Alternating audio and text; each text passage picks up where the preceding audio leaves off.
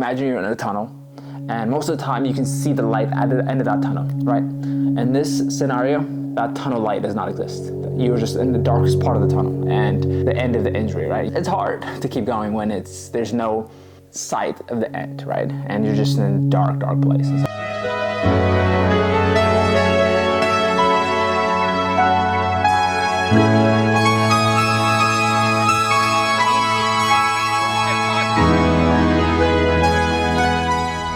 So what does the protocol to running back look like? This week, I want to focus on certain parts of my mileage. And so this week, I wanted to make all my miles quality rather than quantity. And so last week I ran 30 miles on the ground, and so I wanted to match that or run slightly more this week in less days with rest days. And so this week I ran Monday, Tuesday, took Wednesday off, ran Thursday. I was gonna take Friday off, ended up running Friday. Like I ran 30 minutes easy on Friday because the weather's so good. It was hard to pass. Like it was 60 degrees in February in Utah, like unbeatable. What I'm trying to say is I'm trying to do days on and days off, right? When you come back from an injury, you have to have a structure of the days you run, the days you don't, the days you just cross train. And so just trying to find a good balance for all of that. And so I ended up running Monday, Tuesday, took Wednesday off, ran Thursday, was gonna take Friday off, but I didn't. Just ran easy and then cross-trained the rest of it. And then I ran Saturday. And Saturday I ran a little longer than I should. And so what did I do this week? Tuesday. If you're new to the channel, don't know if you've never watched a video of mine or if you've never watched a video from any of the professional athletes here in Utah. The structure here in Utah is Tuesday, Thursday workouts followed by Saturday long run. For a number of things.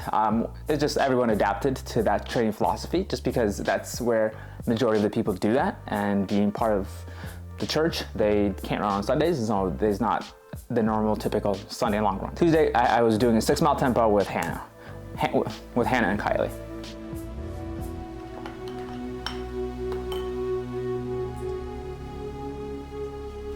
so you say, what's changed, Hobbs, since last you started, like made that video of like complaining and crying that you're running and you have all these injuries? About 6 weeks. 6 weeks has been passed, and I started running like 3 weeks ago. And I started with a week of just anti-gravity treadmill running, and then which transitioned us to ground. I was ready and fully prepared to take it the really cautious way, and just not run on the ground for like a month. I was ready to run on the Altergy or the anti-gravity treadmill for about a month, like 80% body weight, because at 80% body weight I was 100% pain free and I wasn't having any pain. And so I was like, all right, I'll just run 20 for a week, 30, 40, and slowly just like build up on there. And then when I go to the ground, I will start like adding and minusing. So if I'm running on that boost, I'll run on the ground, and I was just doing that. And my PT recommended that I probably should start easing my way on the ground running to get the load impact on my legs and to teach my legs muscle memory of what the full weight feels like, and just reintroduce the hamstring and reintroduce the glutes of just running, right? And so yeah, I started running on the ground 2 weeks ago. I ran 20 miles. Like the first week I ran 40 on Altergy, and then the next week I ran 20 on the ground, and then the next week I ran I think 25 on the ground, and then I ran 30 last week on the ground with an 8-mile long run. My plan is to ease back into workouts with the girls. Start with Hannah, and then move with the ISO and girls, and slowly build up fitness until I can run with the guys. That's completely fine if I never get to the guys like this year. The guys run pretty fast, and so it's fine if I never get there. This year I want to slow down a little bit and just focus on quality and quantity over just quality, you know? I want to be able to run and get really strong. I think I always skipped that phase of just easy gradually building up to it. In college, we always start slow and build up and eventually start running faster at the end. And I want to treat this year like that, right? I want to treat this year as a building year for a big 2027. It's fine if I only race once or twice this year. There's no, I don't have any sponsor obligations to go run all these races. Like Bandit would love me to go run some races, but it's just like, at the end of the day, my health comes first, and so that's the plan. All right, this is what we're gonna wear. It is currently degrees outside, and so I want to layer up. They keep the heat in really well, and so, and then I don't think this is warm enough for 25. It will be like 30 by the time I start the workout and running. That is my big. I don't know if I'm gonna do a beanie or I'm gonna do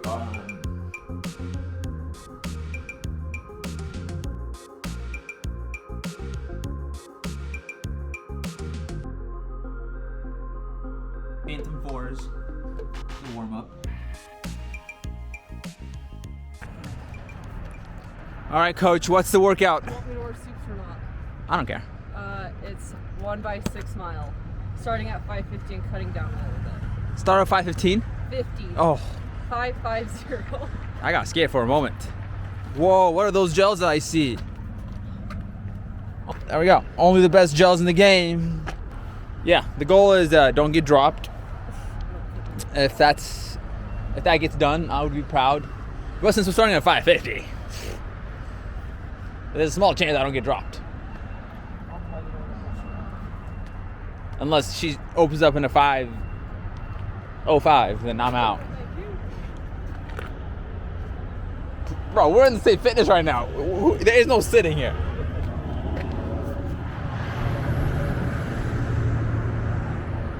These are my super shoes. The Asics Mega Blast, Mama Blast, I don't know.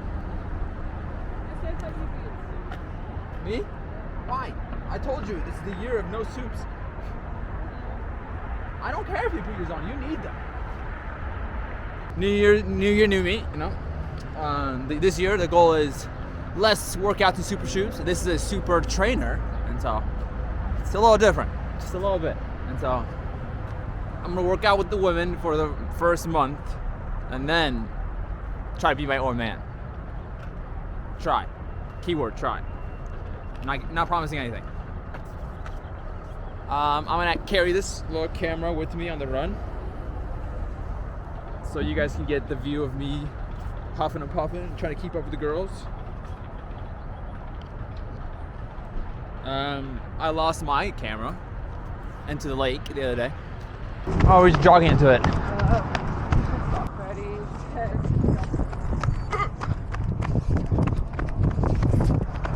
All right, guys. Today we're gonna drop Hannah Branch. This is recording. All right, guys. Welcome back. Another workout with Hannah. The last video I posted on this channel was a video of Hannah, so I was like, it's only fitting to come back. It's like a full circle moment. Oh, I know, dude. That's why I'm now. I'm wearing all my layers. Will I regret all my layers later? Absolutely, yes. But for now, probably at mile 4. probably. This way sucks. But I can shred at mile 5. It's true. Not even 5, 4.7. All right, let's lock back in. We'll check with you on mile 3. Mile 1, 5:48.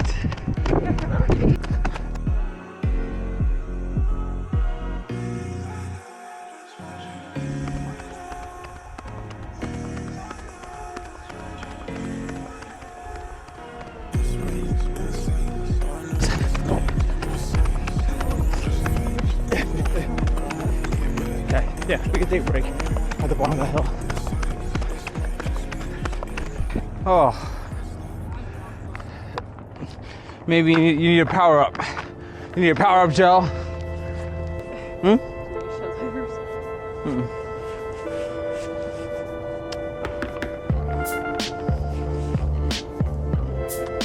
Would you like to start the next rep at the bottom of that hill or the top of this hill?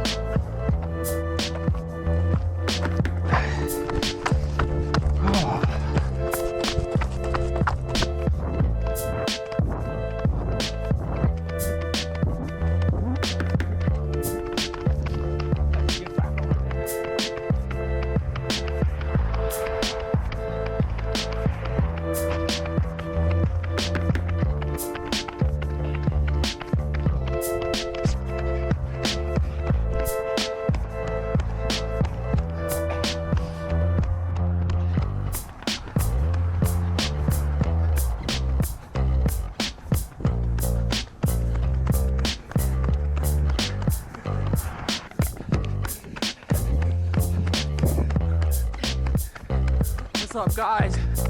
We're at 98, 99, and oh, there we go. 534. Do it. Throw it up.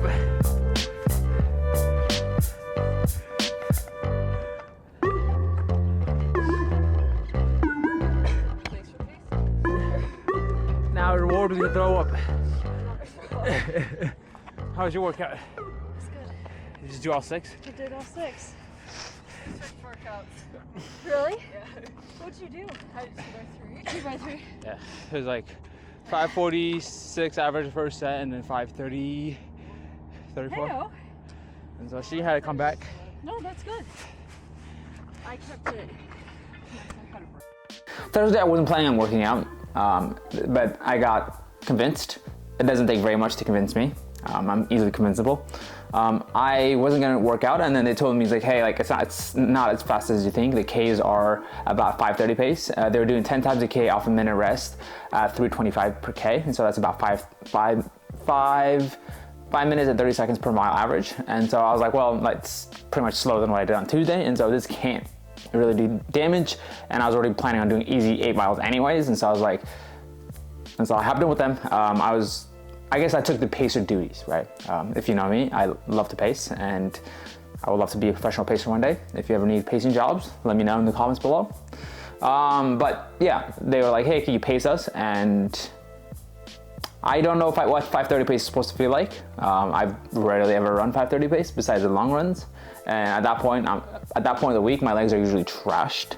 And so yeah, I paced them for the first 2. We went 3:15, 3:17, and then I got fired. And they're like, you need to sit in the back and just run. And so they took over. It was Hannah, Kylie, and Elizabeth. They're like, just you enjoy the ride, Hobbs, and just run the pace with us. It was good. Effort level, if I have to give it an effort level, I think it's like 5 or 6. Like effort level that I was producing, which is a confidence boost, meaning all my zone 1 and zone 2 cross training is paying off. I was very skeptical with my cross training, how much fitness I was maintaining. I didn't run for 3 months because of my injuries, and so I took most of November off, most of December off, most of January off, and so I was very skeptical that I was able to keep up the whole time. And so I was only planning on doing 6 or 8, and so I was pleasantly surprised, and the effort level that I was producing, I was pleasantly surprised. And one of the new things that I'm trying here is wearing super shoes less. And so all these sessions, all these stuff, I was just alternating between 2 shoes. I was alternating between Topo, I think it was Topo Phantoms or Topo Auras, or the Asics Mega Speed, Mega Blast, I think, what are the names? So those are the 3 shoes that I rotated through this week. And I'm trying to do more stuff without super shoes. Like, I don't want to be always leaning towards super shoes, leaning toward that. I think if I can get really fit without wearing super shoes, and when I put on super shoes, I will actually feel the difference. And so that's one of the things I want to change this year, is just work out less with super shoes. And so the Tuesday workout, I didn't wear super shoes. It's like a super trainers, but not super shoes. Same with Thursday, no super shoes, it's just super trainers. And then Saturday, same thing, super trainers, not super shoes. And so, yeah, on Saturday, if I have to give any effort, I think Saturday was probably the hardest effort that I had to put this week. It was a long run. I was debating whether or not to run easy with the girls and run 10. The goal was to run 10. Like, I didn't want to run more than that. And I knew the loop is 11.7 that we do in Utah. It's called Lake Loop, Magical Lake Loop. There's options. There is a 3-mile loop, a 5-mile loop, an 8-mile loop, and a 12-mile loop, 11.7-mile loop. And for the long run group, usually they start with a big loop first, and then from there you can add on based on how much more you need from that almost 12-mile loop. And so, but there was cars driving with us, and I was being optimistic that the car would come right at the right time for me to get in the car on mile 10. And I don't want to be that guy, but the car didn't come. And so I ended up running all 12. I just figured that it was better to run that. And coincidentally, that was the same day where Connor and Clayton are also making their win our comeback, you know. They're both also injured. They're in the same boat I am in, except they are racing Boston in about, I think, 11 weeks. And so they're in a little bit of a time crunch than I am. Yeah, that was, I don't know if I would say that I've missed the long run group, just because I was leading the second group, running 5:35, 5:40, trying to catch the first group. That it was just not possible. Like, I kept looking at my watch and I'm like, we're running 5:35, 5:40. Like, why aren't we catching up the front group? Later on, as I check Strava, there was a reason, because they were running 5:20s. And so that's the reason we didn't catch them, because we let them go in the first beginning, just because, like, I mean, some of us like to warm up into the long run, right? We don't go straight. Like today, I can think the long run, the first mile we did was 6:20. It's a little faster than I normally do. Our first mile is usually 6:40, 6:50, but their first mile was probably like 6 flat. And then from there, our second mile was like 6:05. Theirs was probably like 5:45. And so they opened up like a 40-second gap on us. And so there was just like this whole distance the entire time that we never caught them. And yeah, that gap stayed the whole thing. I mean, no complaints. I think if I ran with them, I would have to put a lot more effort. I didn't wear super shoes, like I said. And yeah, the effort on that one is probably, and my heart rate said 180. And so the effort was pretty close to like an 8. I ran 12 miles, 5:46 average, which gives me confidence a little bit. It felt like my normal long run effort, being after a week of accumulated fatigue. And so yeah, that was a good week. That was a good week of training. I wouldn't say I'm 100% pain free. I'm 100% pain free from my stress fracture, that is confident. I am confident about that. But I am having high hamstring pain, which was the cause of the stress fracture. And so I do have to stay aware of that. And so this week I'm going to probably only do one effort. When I say effort, I'm not doing a workout at my normal pace. I'm just gonna run probably with the girls again. I'm in no rush to get in shape. And so I'll probably just lower mileage back down to like 25, 30, and then make up the rest of it on the Alter G, as well as on cross training. It's just, I don't know.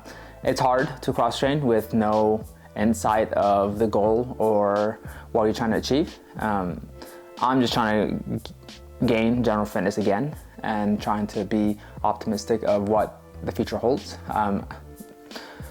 Again, at the end of the day, the ultimate goal is 2028 trials, finish as high as possible. If I finish worse than I did my second marathon ever, that is going to be very disappointing. If you are new to the channel, my name is Tom Cheney.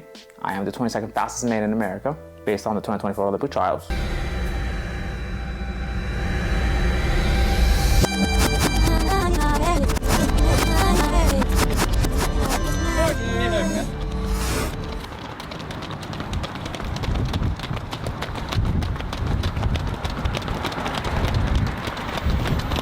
Yeah, I mean, I didn't really get to this caliber of like performance until recently, as of like a year ago. I think it was a combination of a few things. I was dealing with a lot of Achilles problems. I wasn't 100% pain-free from my Achilles surgery from 2019 until like a year ago. The US trials was never a thought for a while in my head. Last year I was like, all right, I just want to see how fast I can run in the 5 and the 10K, but I always knew that I can always do better in the longer events. You know, and so, and that race, I should have, if I ran my perfect race, I probably could have finished top 10. And so, 2028 is going to be even harder with the names of, there are just a lot of people switching to marathon in the last year or so. And so, I feel like everyone's leveled up and I haven't. And so I need to figure that part out, right? I've been juggling, I mean, ever since the 2024 trials, I feel like I've been juggling an injury where it's put a little bit of training, hindering my training. And so the goal here is to keep running and trying to be 100% pain free. Like I will not be running 100, 110, 120. Like I won't even be getting past 30, 40s until I'm 100% pain free. I've been given the go ahead to keep running. It's just a matter of how much I can do, right? And so this is just maintenance work, right? It's just maintenance of just like keeping my body moving, and then we're gonna fix the issues as we're going, right? And so, yeah, it's not ideal, not optimistic. It's that imagine you're in a tunnel, right? This injury cycle is like, imagine you're in a tunnel, and most of the time you can see the light at the end of that tunnel, right? In this scenario, that tunnel light does not exist. You're just in the darkest part of the tunnel, and you don't see the end of that, like the end of the injury, right? You don't see the end, and so it's hard to keep going when there's no sight of the end, right? And you're just in a dark place. And so I'm not necessarily saying I am in the darkest place possible. I do see the smallest like light is peeking through at the end of the tunnel, and I do see that light eventually, slowly. If you asked me a month ago, I did not see that light at all, and now I'm starting to see the light. I don't feel the same pain that I was feeling on my ischial tuberosity, like my sit bone. Like I said, still having pain in the hamstring, but the sit bone, it's full. It feels like it's healed. I biked the other day just to test it out, and I did, like, it was just like regular biking pain, right? When you're sitting on a saddle, that kind of pain. And so I felt that regular pain, and it was consistent on both sides. I had the same pain on both sides from sitting on the saddle. And I think I only biked 40 minutes on a bike. And so, yeah, I felt the normal saddle pain. And so, but that's not my stress fracture. Because in the past, when I would sit down on a saddle, I could feel one side significantly more pain than the other side. And so, which is very optimistic. Yeah, sorry for the yapping, but I just feel like, I don't know, keep people updated to continue this journey of getting back in shape. Yeah, younger Hobbs neglected, like 2024, 2025, Hobbs neglected his body a little bit, and 2026 Hobbs is paying for it. And so it's about not ignoring your small injuries that will eventually lead to bigger ones. I ignored like my Achilles area that led to my like hips, which led to my stress fracture. And so, yeah, it's a couple of years of accumulated imbalances that led me to here. And so it's my fault. It's just in the hindsight, you don't see all of that in the beginning. And so, yeah, well, sorry to be a Debbie Downer and end the video like this.